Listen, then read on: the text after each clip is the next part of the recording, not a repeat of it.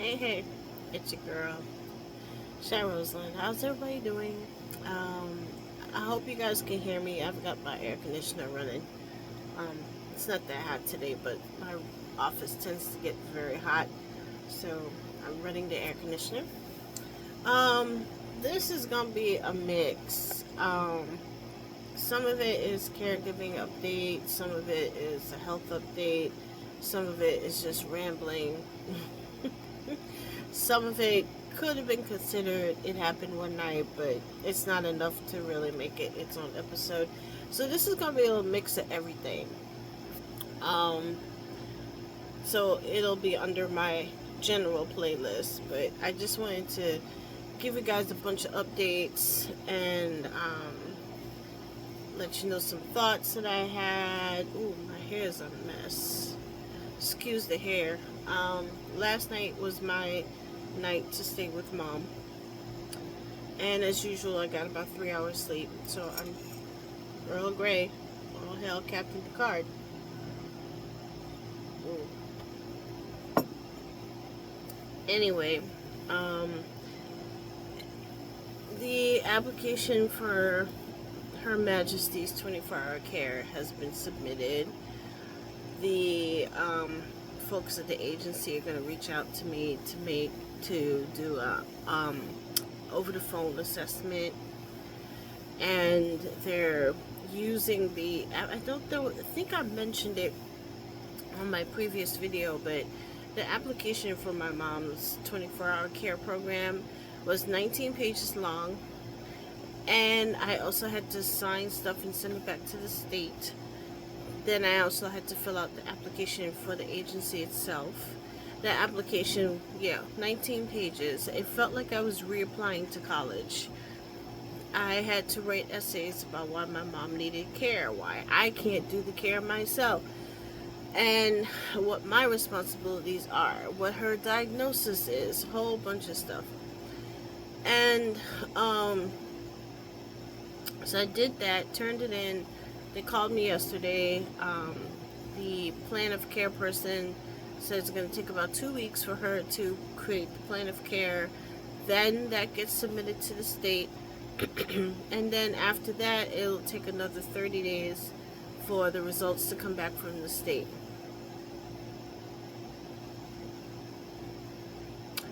So, I'm going to be doing a lot of overnights with my mom.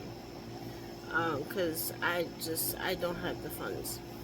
So, I have to talk to the lady that's been helping us out and give her the heads up that after next week I cannot pay her anymore. So that's one thing. So I'm gonna be having a lot of sleepless nights. Thank God for melatonin and trazodone. Because that is the only way I can get my mom to sleep. Anyway, so that is that. At least everything's submitted. Maybe we might get lucky once she submits the plan of care. Maybe we'll get lucky. She'll get approved in less than 30 days. And then it's just a matter of we have to take her off her Medicare Advantage plan that she's been on. She should have come off of it, but that'll happen when it happens. And then she has to be switched from her current long-term care plan to the state long-term care plan. I really shouldn't be eating, but I'm kind of hungry.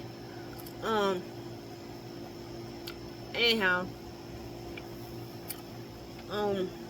so maybe we'll get lucky. She'll get approved sooner, and then that'll be less time that I have to stay with her by myself. Her current care plan will remain in place until everything's approved and she's officially switched. So I'll still have people 7 days a week from 9 to 4, which is not a bad thing, but it's just cutting things really close.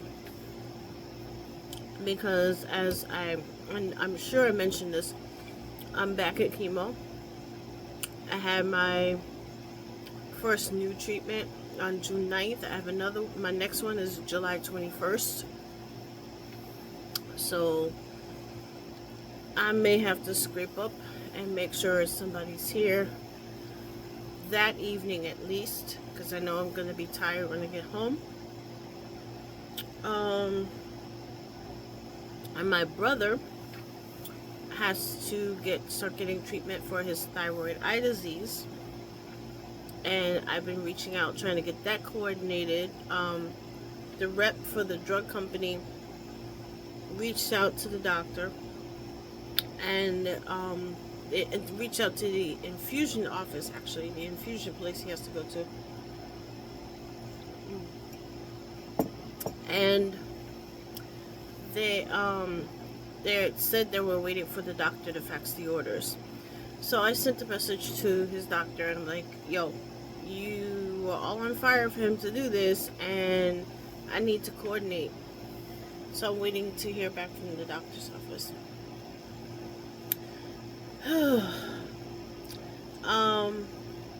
Mommy herself, she's relatively, well, all things considered, she's stable. Her anemia has not improved even with the supplements.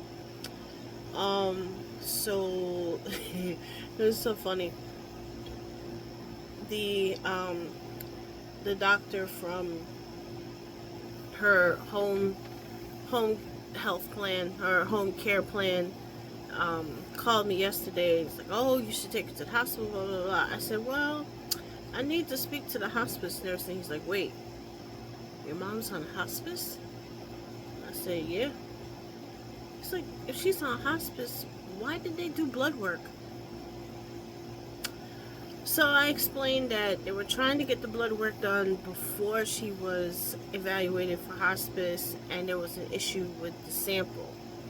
So the nurse practitioner wanted to have all her, basically these are her final tests. They came in the other day, tried to do a sonogram on her heart. I don't have those results yet.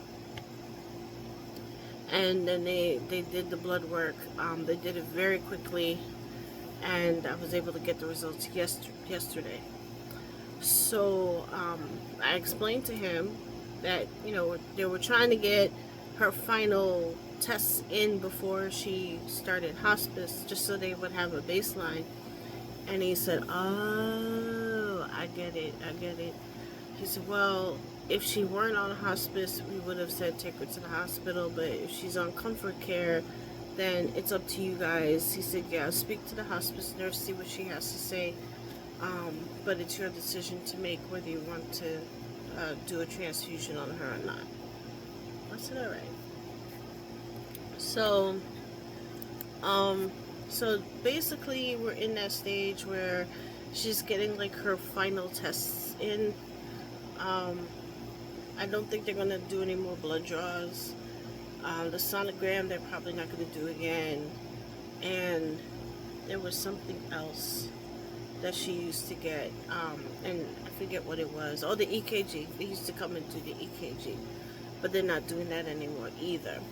So the only thing that she's gonna get is the nurse practitioner is still gonna come, and the podiatrist needs to come because her feet are a mess. I have no problems trimming her nails down. I do her fingernails, but they don't want me touching her feet. I'm like,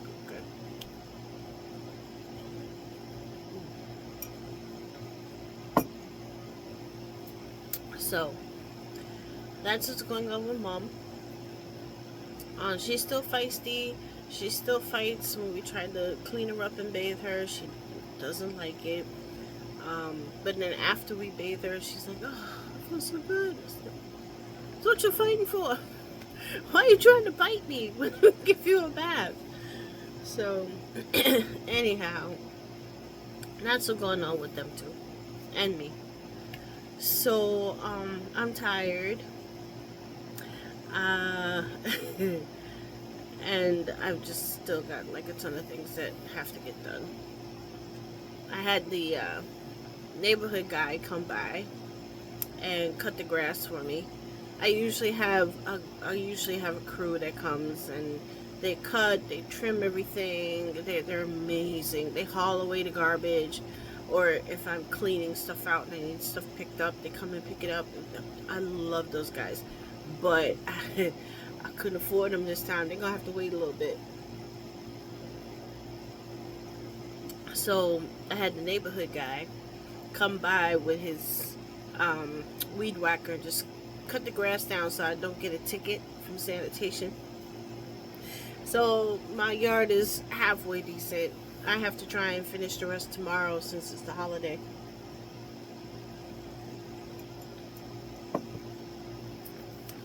And oh, that reminds me, I gotta get some garbage bags today. Anyhow, I'm also applying for SSI. I don't know if it's gonna go through. I don't know if I'm gonna get it. I don't know if I'll get disability. I don't know, but I have to put in for something. Obviously, I can't work full time. There's no way I can go back to working full time. I am 60. No one's gonna actually hire me anyway. So that's not an option. And I'm not commuting anymore. Those days are over. So, and plus, I've had 2 reoccurrences of this nasty cancer. Luckily, we've been catching it really quick and really early. So it's not as bad as some people get it, but still, it's recurred twice.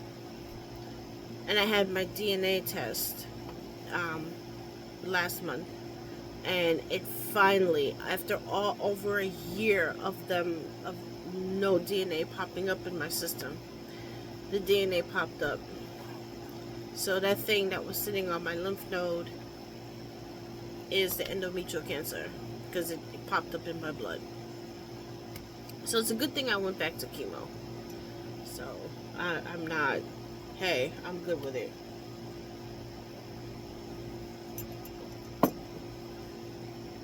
So anyhow, other than the exhaustion from having 3 hours of sleep 3 nights a week, 4 nights actually, 4 nights a week. Other than that, I don't feel bad. Physically, I don't feel bad. I'm just tired.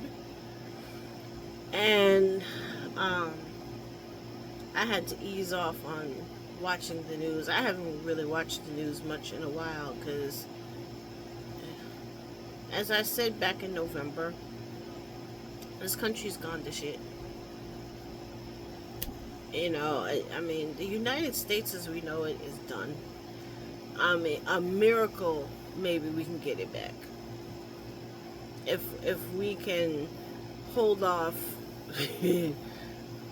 47 and his friends until the midterm elections and flip the Senate and the House, maybe we have a shot.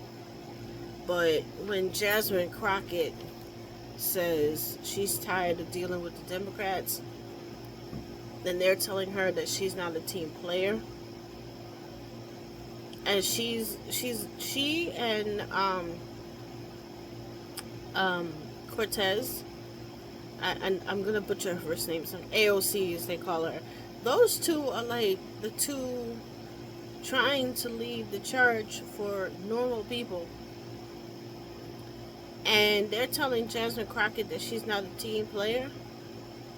Excuse me, she's on our team, the people's team.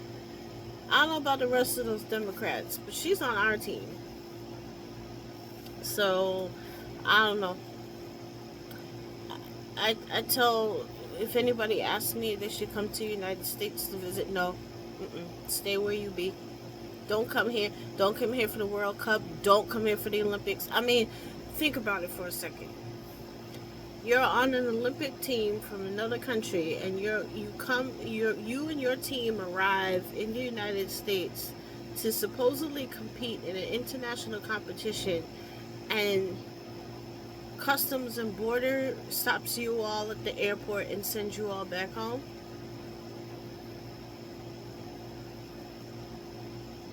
especially if you are not a saltine. I mean, there are tourists who are saltines that are getting turned away at the border. They come to go on vacation. They come to the States and they can't even can't get out of the airport.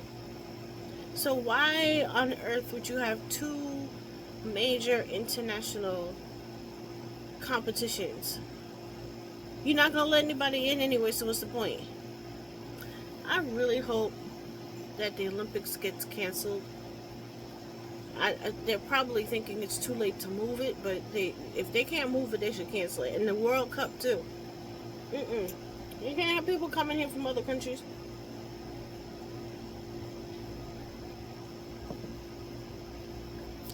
You can't have people coming here from other countries.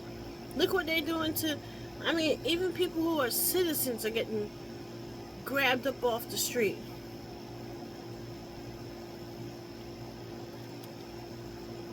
Especially if they look like this or darker. They're gonna snatch stuff off the street.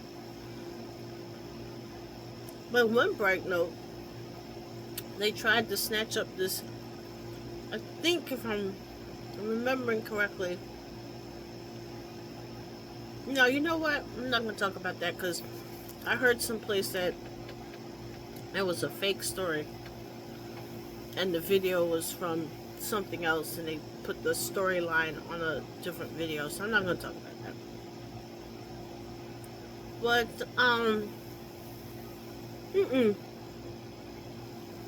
don't come here, y'all. I really hope the World Cup and the Olympics get canceled. Or moved. I really hope so.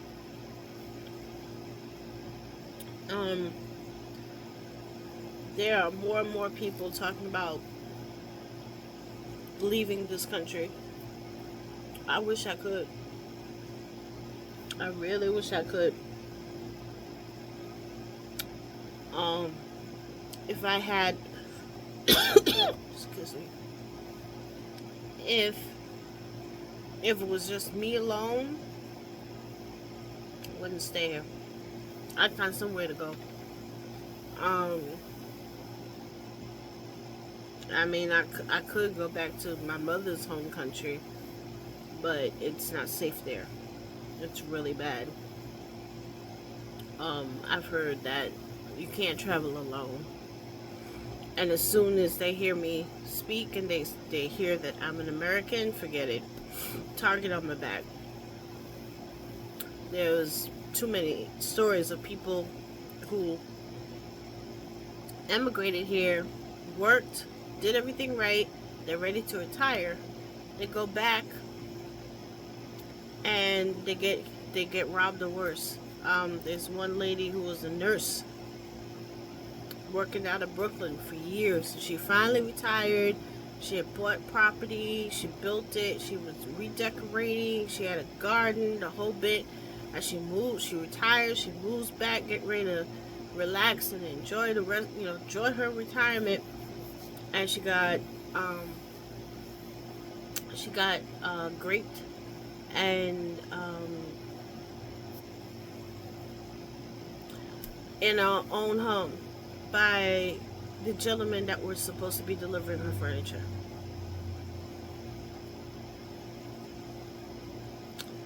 And she's not the only one, apparently. There are other stories floating around about people going back, wanting to go back to their home country and bring what they built up in America and bring it down there, and you're a walking target. You can't tell people. There's advice online saying that don't tell people, if you have relatives in this country, don't tell them you're coming back until they find out you're coming back. That's how bad it gets. Because as soon as one one neighbor tells the other neighbor, oh, my niece is coming back and they're moving back here. Target, word gets out, they're coming back from America, forget it. Target on your back. So that's not an option for me. But if it were, I would do it.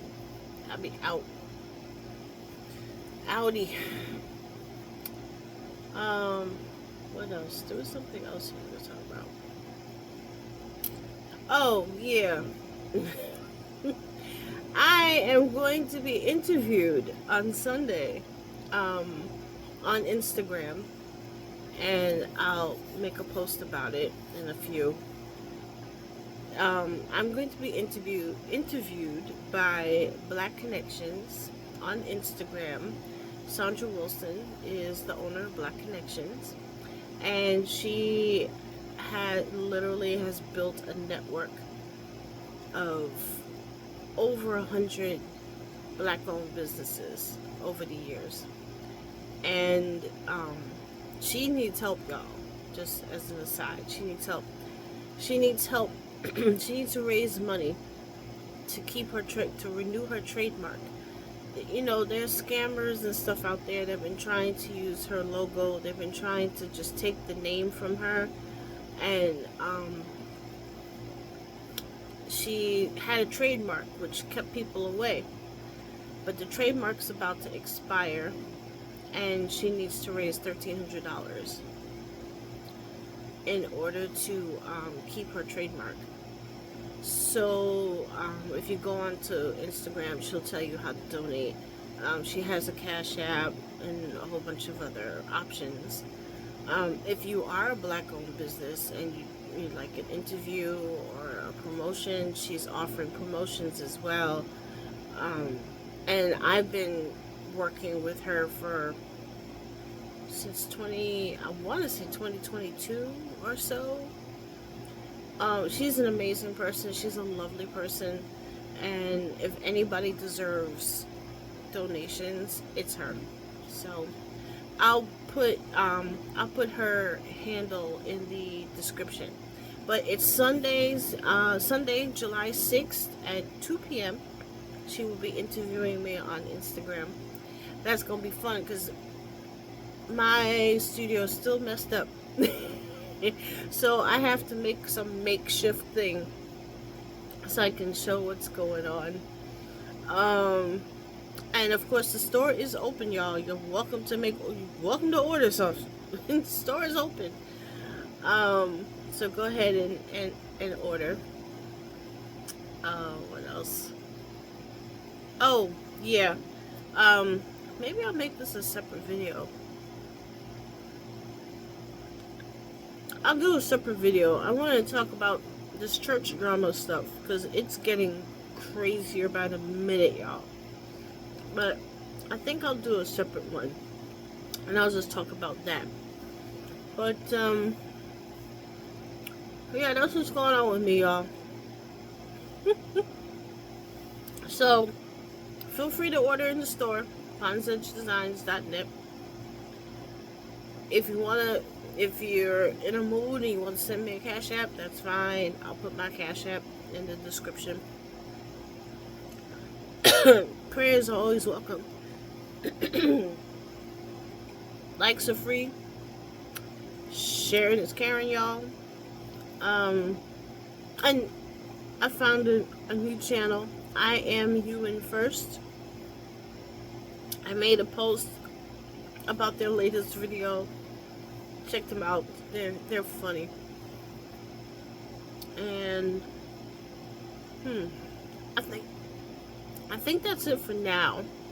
If I'm gonna do another video about the church drama thing, I'm gonna do that separate, but that's kind of my life update. Life be lifing still. But I appreciate the subscribers. I saw a couple of new subscribers pop up. So thank you. Tell a friend or 2 or 3. And